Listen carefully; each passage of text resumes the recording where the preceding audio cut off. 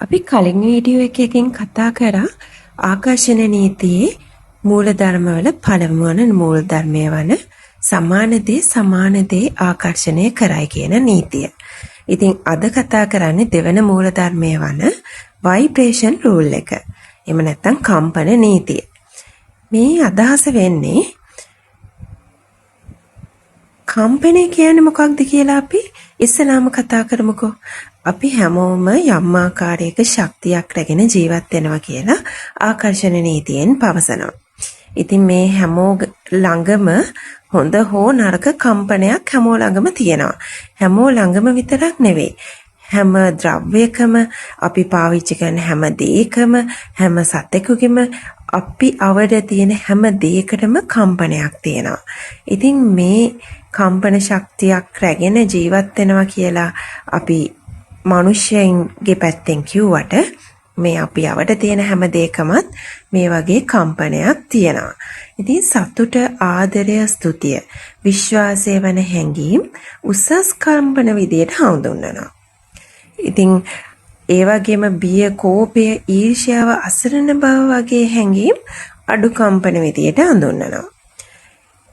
එතකොට නිතර බියෙන්, නිතර කෝපයෙන්, නිතර ඊර්ෂ්‍යාවෙන්, අසරණ බවෙන් ඉන්න කෙනෙක් ළඟ හැම විටම තියෙන අඩු කම්පන සංඛ්‍යාතයක්.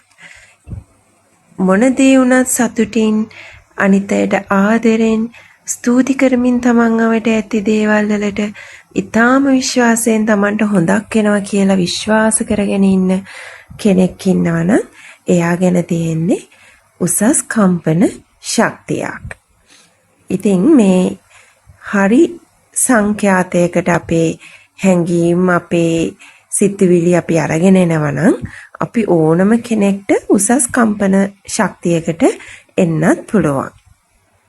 ඒ වගේම ඔබ නිතර සිතන දේ සහ ඔබේ හැඟීම් අවධානය යොමු කරන දේ ඔයාගේ තීරණය කරනවා කියලා අපි කලින් වීඩියෝ එකෙන් කතා කරා.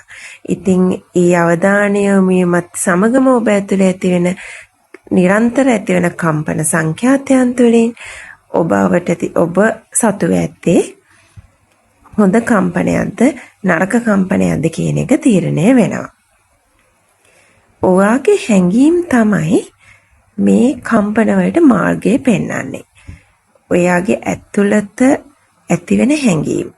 ඔයා සතුටින්, උද්‍යෝගයෙන්, විශ්වාසයෙන් ඉන්නකොට ඔයාට හොඳ තීරණ තමයි ගන්න පහසු වෙන්නේ. ඔයා හොඳ සතුටින් ඉන්න වෙලාවක කොච්චර ප්‍රශ්නයක් ආවත් ඔයාගේ හිතේ පහළ වෙන්නේ හොඳ හැඟීම්. ඒක ඔයා ගන්න හොඳ තීරණ. ඔයා නිතරම ඉන්නේ දුකෙන් නම් එහෙම නැත්නම් දුකෙන් ඉන්න වෙලාවකදී ප්‍රශ්නයක් ආවොත් ඔයාගේ දුකට සාපේක්ෂව තමයි මේ සම්බන්ධයෙන් තීරණ ගන්නෙ. සමහර අය ඉන්නවා මට කවදාවත් සාර්ථක වෙන්න බෑ. මගේ ජීවිතේ හැමදාම ප්‍රශ්න. මට වාසනාව නැහැ කියලා මෙන්න මෙහෙම ජීවත් වෙන අයත් ඉන්නවා. ඉතින් ඔබේ මනසේ සිතුවිල්ලට ගැළපෙන දේවල් විතරක් තමයි හොයන්න පටන් ගන්නෙ. ඔයා ළඟ ප්‍රශ්න තියෙද්දී ඔබේ මනස නිතරම ප්‍රශ්න සොයන්න පටන් ගන්නවා. ඒ නිසා ඔබේ ඇතුළත සංවාදය වෙනස් කිරීම තමයි මේ වෙනුවෙන් ඉස්සෙල්ලාම අපි කරන්න ඕනේ. ඉතින් ඔයා එක්ස්පීරියන්ස් කරලා තියෙන දේවල් එක්ක ඔයාගේ හිත ඇතුලේ තියෙන්නේ නරක සංවාදයක් නම් එහෙම නැත්නම් ඍණ අදහස් නම් ඔයා ක්‍රමයෙන් ධන අදහස් කරා ඔයාගේ සිතුවිලි රැගෙන එන්න ඕනේ. මේ කම්පනය වැඩි කරගන්නේ කොහොමද කියලා අපි කතා කරද්දී. දැන් කොහොමද වගේ ඍණ අදහස් ධන අදහස් බවට පත් කරන්නේ? එහෙම පත් කරන්න නම් අපි ඉස්සෙල්ලාම කරන්න ඕන ස්තුතිය පුහුණු කරන එක. අපිට නැති දේ ගැන විතරක් හිතනවා වෙනුවට දැනට තියෙන හොඳ දේවල් ගැන අවධානය දෙන්න. ඉතින් හැම උදෑසනකම ඔයා ස්තුති කරන දේවල් 3ක් මතක් කරගන්න. ඔයාට පුළුවන් නම් ඒක ඔයාගේ ජර්නල් එක හෝ එහෙම නැත්නම් කොලේක හරි ලියනවා නම් තවත් හොඳයි. එතකොට ඔයාගේ හිතට ඒක ගොඩක් දැනෙනවා. ඒ වගේම තමයි ඔයාගේ සිතුවිලි පාලනය කරන්නත් සිද්ධ වෙනවා ඔයාට. ඉතින් අපේ මනසත් අර වත්තක් වගේ කියලා කියනවනේ නේද? අපි දමන බීජ තමයි අපේ මනසේ පැලවෙන්නේ. අපි බිය, අසාර්ථකත්වය, සැකය රෝපණය කරනවා නම් ඒව තමයි වර්ධනය වෙන්නේ.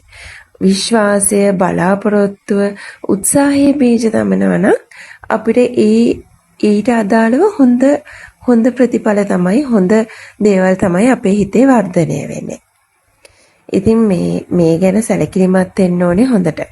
එතකොට ශරීරය සහ මනස එකිනෙකට සම්බන්ධයි.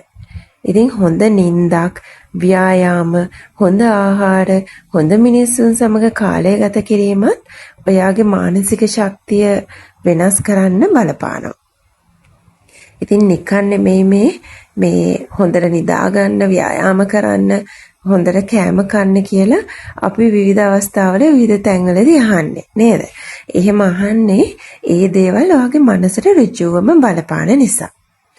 ඉතින් මේ ඔයාට අවශ්‍ය දේවල් ශක්තිය බවට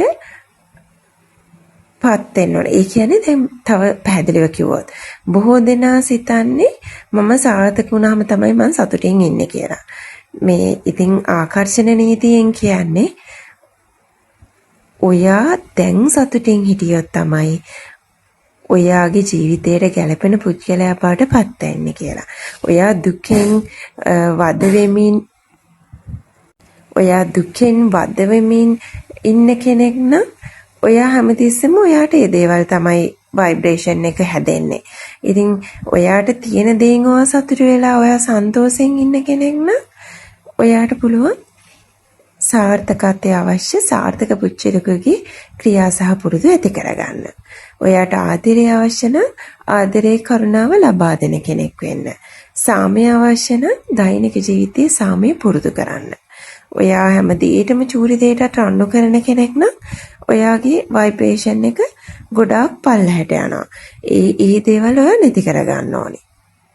ভাইබ්‍රේෂන් රූල් අපිට මතක් කරලා දෙන්නේ එක දෙයයි. ඒ කියන්නේ ඔබේ ඇතුළත ලෝකය ඔබේ පිටත ලෝකයට බලපානවා කියන දේ. ඔයාගේ සිතුවිලි නිසා ඔයාගේ හැඟීම් වෙනස් වෙනවා. ඔයාගේ හැඟීම් නිසා ඔයාගේ ක්‍රියාව වෙනස් වෙනවා. ඔබේ ක්‍රියා ඔබේ ප්‍රතිඵල නිර්මාණය කරනවා. මම හිතනවා මේ process එක ඔයාලට හොඳටම පැහැදිලි කියලා දෙන්න. ඉතින් මේ ඔයාගෙන්ම අදහලා බලන්න. ඔයා ලෝකයට යවන ශක්තිය මොන වගේද කියලා. ඔයාගේ සිතුවිලි උසස් කරන්න, ශක්තිය හොඳ කරගන්න අදම ක්‍රියාත්මක වෙන්න. ඔබට අවශ්‍ය ජීවිතයට ගැළපෙන පුද්ගලයා බවට ඔබපත් වෙන්න. ඉතින් මේ අදහස ඔබට වටිනවා නම් ඔබේ ජීවිතය වෙනස් කරගන්නත් කැමති නම් ඔයාට පුළුවන් අපිත් එක්ක දිගටම රැඳිලා ඉඳලා මේ ආකර්ෂණ නීති ඉතිරි කොටස් ගැනත් ඉගෙන ගන්න.